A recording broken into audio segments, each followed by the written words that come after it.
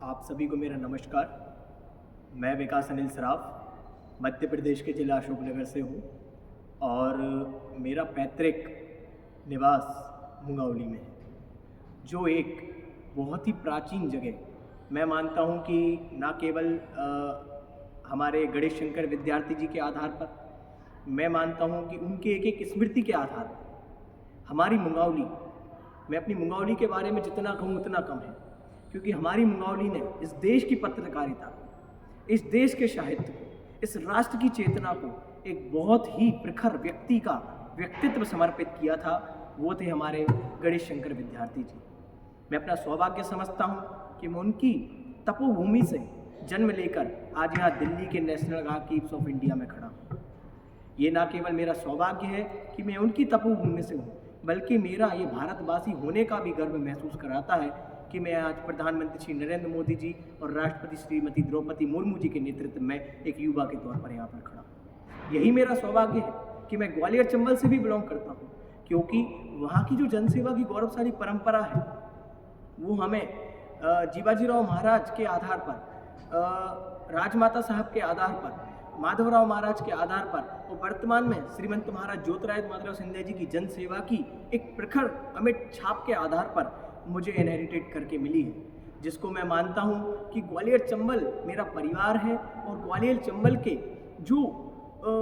ऐतिहासिक पौराणिक चीज़ें हैं जो हमारे ग्वालियर में, जैसे भारतीय संविधान की एक मूल प्रति हुई, ऐसे गौरवशाली इतिहास हम लोगों को वहाँ पर मिले हुए हैं भारत सरकार के द्वारा। ना केवल वो इतिहास हमारे लिए बहुत बहुमूल्य है, बल्कि एक पथ प्रदर्शक भी है कि कैसे हमें संवैधानिक मूल्यों को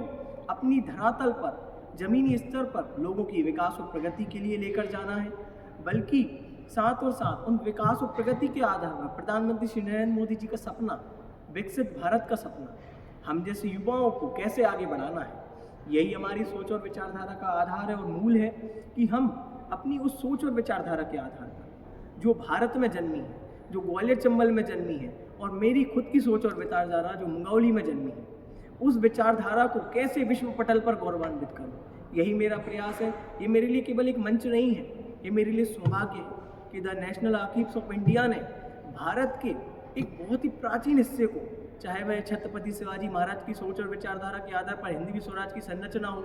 चाहे वह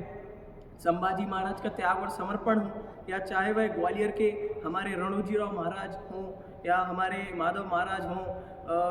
या हमारे महाजी शिंदे महाराज हों, कोई भी, मतलब जो युग पुरुष है जिन्होंने त्याग और देश की एकता अखंडता के लिए अपना सर्वोच्च न्यौछावर कर दिया हो, उन सभी की बहुमूल्य धरोहर को यहाँ पर संजो कर रखा हुआ है। मैं आज यहाँ पर आया हूँ तो केवल इसलिए नहीं कि मेरे को इन बड़ी बड़ी बिल्डिंगों की इनकी नीति या ये प्रभावित करती है, बल्कि मैं यहाँ आया हूँ तो केवल अपनी सोच और विचारधारा और अपने विज़न के आधार पर उन अभिलेखों को देखने जिनमें इन महापुरुषों की त्याग की गाथा गाई जा रही है। और मैं प्रयास करूँगा कि अपनी सोच और विचारधारा के आधार पर उन अभिलेखों को